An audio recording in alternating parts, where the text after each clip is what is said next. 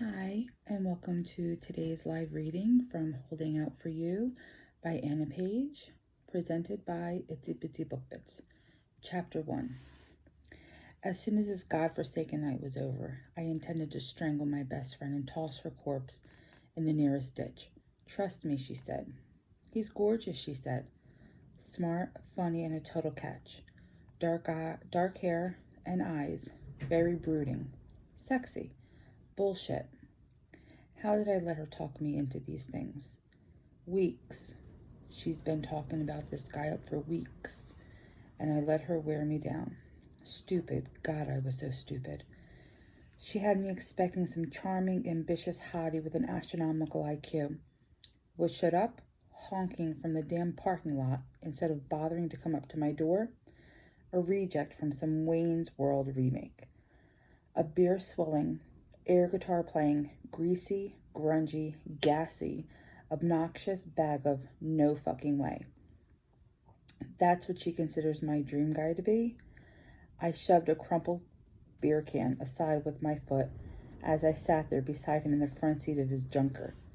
She, the alleged best friend, soon to be known as the victim in some homicide cop's paperwork, was silent as a graveyard in the back seat, no doubt sensing my mood from my rigid posture and clenched jaw.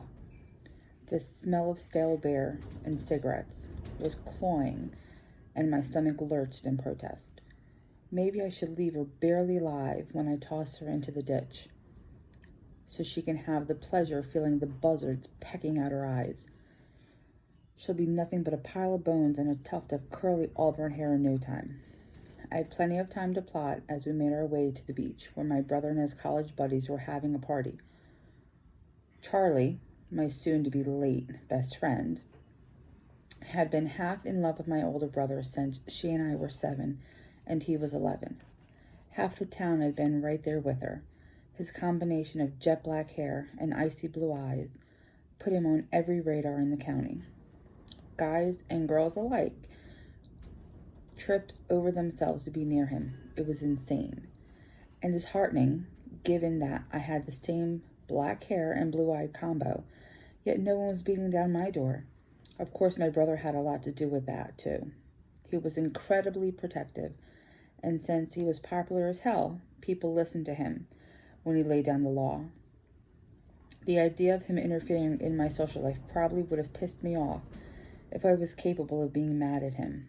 But I wasn't. He was just that great of a person. As my shithead best friend would gladly attest, she was practically the president of the Becker Martell fan club all through school. Even now, anytime he was in town, she made it her business to be wherever he was.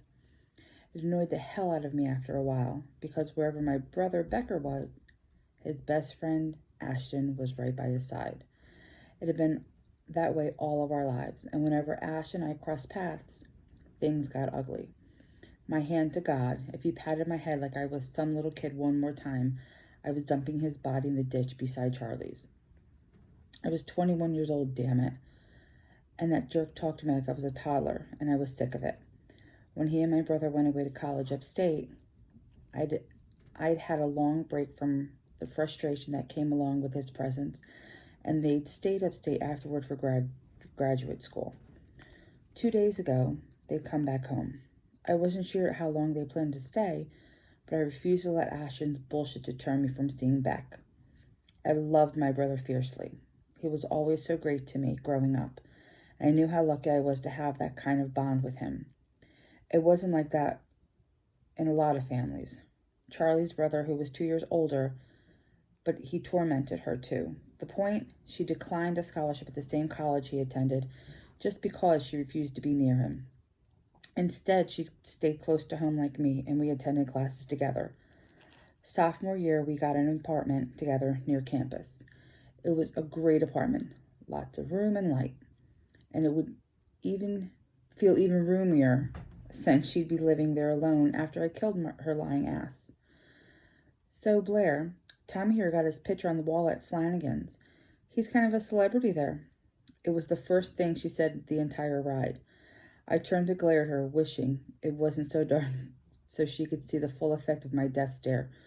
Swoon, I deadpanned. Flanagan's was a popular bar near campus that the guys flocked to because of the half-dozen massive televisions and cheap watered-down beer. 52 wings in 10 minutes, Wayne's World, Tommy announced proudly. Technically, I barfed most of them up afterwards, but it still counted since no one saw. I cut my eyes in his direction as he leaned toward the passenger seat and confided, "Ruined the giant ficus by the bathrooms, though." I was 2 seconds away from demanding to be let off at the next intersection when my phone rang. I slid it from my back pocket and groaned at the name on the screen. "What is it, asshole night?" I reluctantly accepted the call and offered a clipped "what" in place of a greeting. "Damn, kiddo, rough night already," Ashton chuckled, knowing full well I always answered his calls this way. "None of your business. Now what do you want, jackass?" "Testy, testy, little one," he mocked. "Beck told me to call you. My mom's car is on the fritz again, so I loaned her my truck for the night, which means I need a ride to the beach." "And you're calling me because you've never heard of Uber or Lyft? A taxi, perhaps? Maybe even an ambitious stork with really stellar beak strength?" Charlie snickered from the back seat. "Your brother assured me you'd be happy to swing by and pick me up since you know how important it is to him that his best friend be there. Then let him come and get you." "Can't. He's already at the beach setting up, tapping the keg and getting the bonfire going. There are a dozen people there already, so he's got to stay and play host. He said he'd consider it a personal favor." I pulled in a deep breath, gritted my teeth. "You both owe me big time. Will gas money and my undying gratitude cover it?" "Gas money would be helpful, assuming my date doesn't mind stopping by to get you." I eyed Tommy, hating that I'd have to ask him a favor, even if it was only a couple miles out of the way. He looked like the type of guy who would expect a repayment beyond just a few bucks for gas. Tommy didn't look away from the road, just held up a hand with a hang loose signal, indicating he was okay with it. "Date? Well, isn't that precious? Our little sister is growing up so fast. I'm not your little sister, dickbag. If you don't stop treating me like a kid, you'll be walking to the beach." Fine. Bring your ass. I wanted to get there before all the hot chicks are taken. Just remember, the later you wait, the drunker they are and the lower their standards. Of course, they only get so low, so you may be shit out of luck." "Language, little one," he chided, tisking in my ear. "Walk to the beach, stupid one," I countered. "Shit, sorry. Force of habit, I'll be good, I promise." His tone was less than sincere, not that I expected him to lay off anyway. "Sure you will. We're on the way. Be ready in 10 minutes. "I was born ready, sweetheart." He hung up. I leaned my head back and let out a low growl of frustration, tossing my phone onto the floorboard amid the beer cans before I could stop myself. "Well, this just got interesting," Charlie commented from the back. I fished my phone up, checking it for beer residue, and opened my notes app, starting a new note.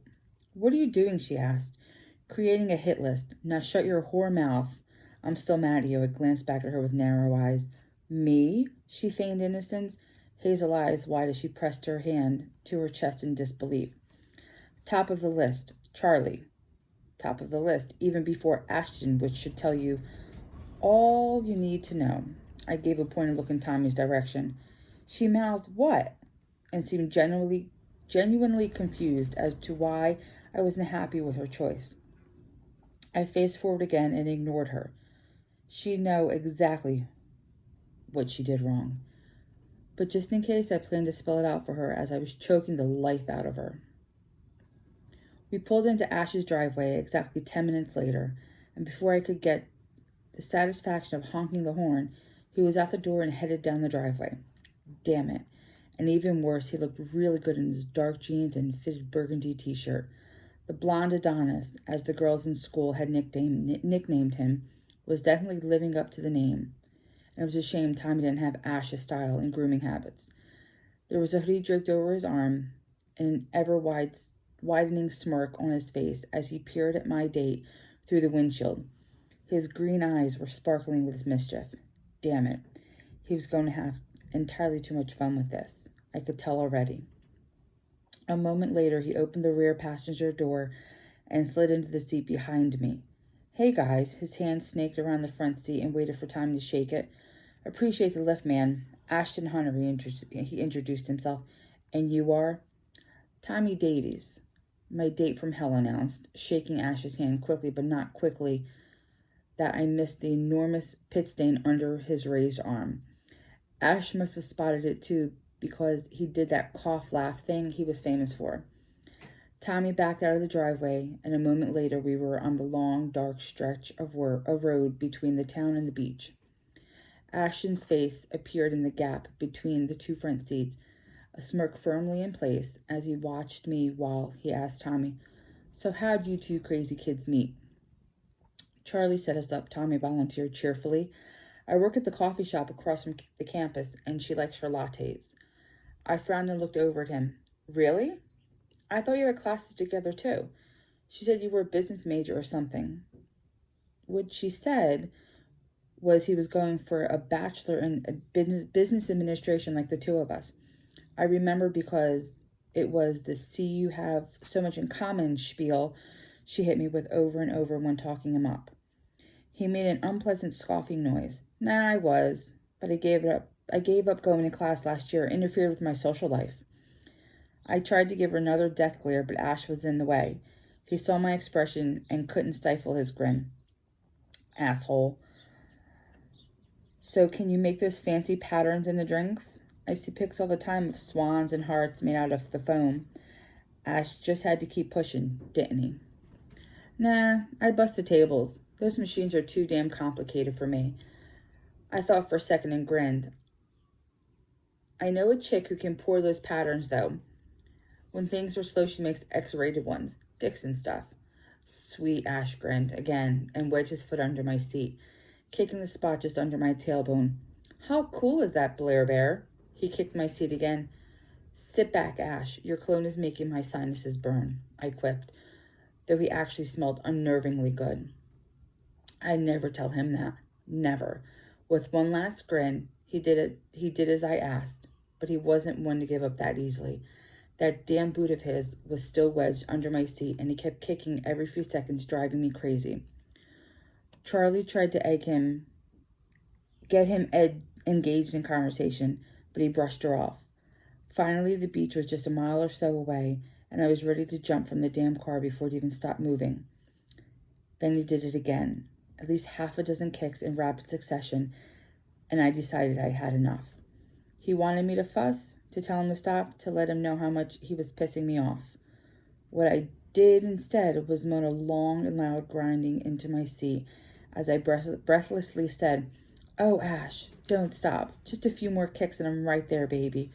Charlie busted out laughing. Tommy turned to stare at me with eyes as wide as saucers, and Ash jerked his foot out from underneath the seat so fast I was pretty sure he snatched his boot off in the process.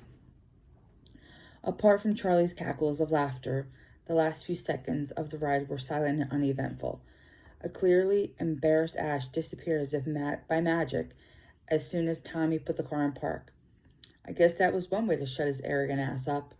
Oh my God, Blair. I've never seen that look on Ashton's face before. He was stupefied, completely blindsided. Shit, he couldn't even come up with an even witty retort. She giggled again and reached for the door handle. "That was brilliant, girl. Pure genius." "But he won't kick my seat like that anymore."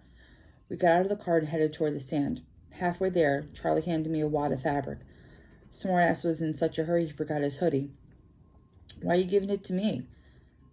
I took it hesitantly, noting the name of Ash and Beck's college emblazoned on the front. "So you can gloat a little when you return it."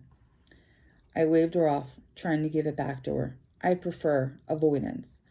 Tommy reached for it. "Maybe it's a good thing he left it. It's kind of chilly by the water. Might come in handy later." No. I held it out of his reach. "I'd rather freeze than wear his clothes."